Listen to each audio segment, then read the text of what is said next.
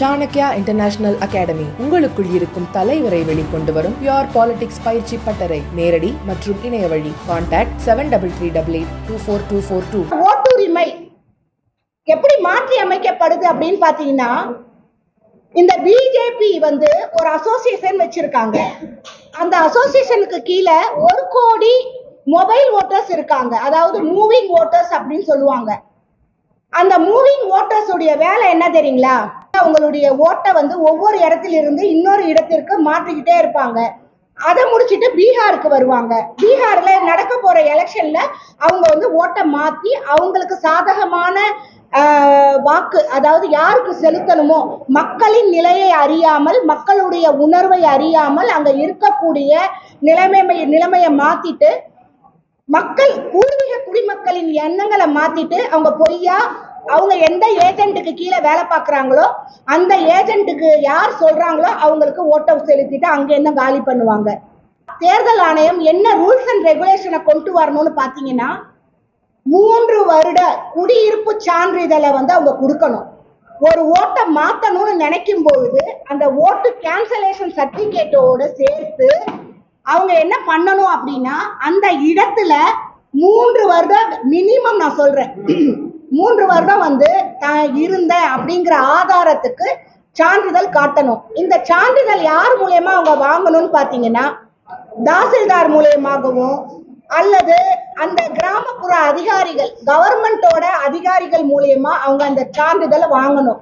அந்த சான்றிதழ் இல்லாம அவங்க தங்களுடைய ஓட்டுகளை மாற்ற முடியாது அப்படிங்கிற ஒரு சட்டத்தை தேர்தல் ஆணையம் கொண்டு வரணும். எப்படி நம்மளுடைய பேன் கார்டு, ஆதார் கார்டை வச்சு நம்மளுடைய இன்கம், அதாவது வரவு, நம்மளுடைய கடன், நம்ம எவ்வளவு லோன் வாங்கி இருக்கிறோம் அப்படிங்கிற விவரம்லாம் சிபில் அப்படிங்கிற ஒரு ஆப் மூலயமா எல்லாருக்குமே தெரியப்படுத்தப்படுதோ, அதே மாதிரி இதற்கு முன்னாடி அவங்க எங்க ஓட்டு போட்டாங்க, ஒரு மனிதன் எப்படி நாடாளுமன்ற தேர்தல், ஒரு எம்பி தேர்தலை 5 முறைக்கு ஒரு முறை தான் சந்திக்க முடியுமோ, அதே மாதிரி ஒரு எம்எல்ஏக்கு அந்த மனிதன் ஓட்டு போடும்போது அவன் இதற்கு முன்னாடி எத்தனை வருடங்களுக்கு முன்னாடி எந்த மாநிலத்துல அந்த மனிதன் ஓட்டு போட்டான் அப்படிங்கிறத அறியும் வண்ணமா செயலியை தேர்தல் ஆணையம் உருவாக்கணும். ஏன்னா அந்த செயலியில நம்ம பார்க்கும்போது அவங்களுடைய ஓட்டர் ஐடியை டச் பண்ணி என்டர் பண்ணி பார்க்கும்போது இதற்கு முன்னாடி அவர்கள் குறைந்தபட்சம் 3 வருடங்களுக்கு முன்னாடி தான் ஓட்டு அளித்தவர்களா இருக்கணும். அதாவது எம்எல்ஏ எலெக்ஷனுக்கு அப்படி இருந்தா மட்டும்தான் அவங்களால வேறொரு மாநிலத்துல ஓட்டு போட முடியும் அப்படிங்கிற ஒரு சட்டத்தை கொண்டு வரணும். இந்த சட்டம் கொண்டு வராத பட்சத்துல ஒவ்வொரு பொதுமக்களுடைய ஜனநாயகமும், அவங்களுடைய ஜனநாயக கடமையும், ஓட்டுரிமையும், தங்களுடைய எண்ணமும் மாற்றி அமைக்கப்படுது. அப்போ ஒரு 5 வருடத்துல இந்த மொபைல் ஓட்டர்ஸ்னால 10 15 மாநிலங்களுடைய வெற்றி வாய்ப்பு மாற்றி அமைக்கப்படுகிறது என்பது பெரிய அளவுல ஒரு உண்மையான விஷயம்.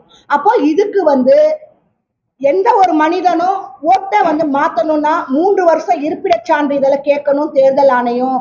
இதற்கு முன்னாடி அவங்க எங்க ஓட்டு போட்டிருக்காங்க அப்படிங்கறத அறியும் வண்ணம் செயலியை ஓட்டு போடுற இடத்துல தேர்தல் நடக்கும்போது அந்த தேர்தல் நடக்கும் இடத்துல செயலியை அமுல்படுத்தி அவங்க அந்த ஒரு ஓட்டு போடுறதுக்கு முன்னாடி அந்த நம்பரை என்ட்ரி பண்ணணும். என்ட்ரி பண்ணி அவங்க இதுக்கு முன்னாடி எத்தனை வருஷத்துக்கு முன்னாடி போட்டாங்கிறத பார்க்கணும். இந்த மாதிரி விஷயத்த கொண்டு வந்தா கண்டிப்பா இந்தியாவில் ஒரு நிலையான ஜனநாயக ஆட்சி அமையும். ஹிட்லர் ஆட்சி அமையாது, சர்வாதிகார ஆட்சி அமையாது, ஒரு போக்கு தன்மையான ஆட்சி அமையாது. தேர்தல் ஆணையம் உண்மையான நடுநிலை போக்கோட தாங்க இருக்கோம் அப்படிங்கிறத ரொம்ப தம்பட்டா அடிச்சு சொல்லிட்டு இருக்காங்க.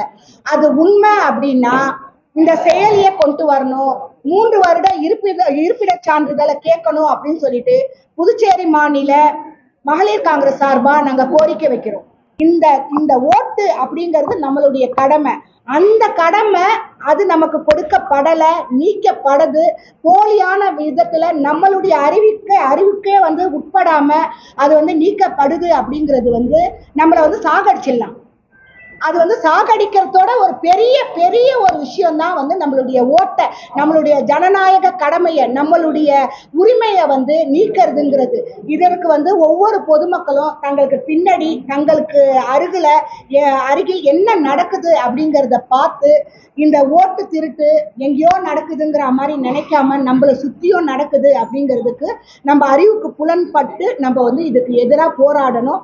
எஸ்ஐஆர் அப்படிங்கிறது வந்து பாத்தீங்கன்னா நம்ம பூர்வீக குடிமக்கள் இருக்கணும் அப்படிங்கிற விஷயத்த அவங்க சொல்றாங்க. உண்மையான ஓட்டு அகதிகள் யாரும் வந்துடக்கூடாது, அந்நிய சக்திகள் யாரும் வந்துடக்கூடாது அப்படிங்கிறதுக்காக அவங்க சொல்றாங்க. அதை கரெக்டான முறையில நடைமுறைப்படுத்தினா வேற. இவங்க தான் போலியான மொபைல் நம்பரை கொண்டு, போலியான ஓடிபியை கொண்டு நமக்கே தெரியாம பெண்களுடைய ஓட்டு, மைனாரிட்டிஸ் ஓட்டு, தலித் ஓட்டை நீக்கும் போது இதுல எந்த வகையில உண்மைத்தன்மை இருக்குன்னு நீங்க நம்புறீங்க சார்? அவங்களுக்கு சார்பான எஸ்ஐஆரை தான் அவங்க நிறைவேற்றுவாங்களே தவிர மக்களுக்கு சாதகமான ஒரு எஸ்ஐஆரா அது இருக்காது சார்.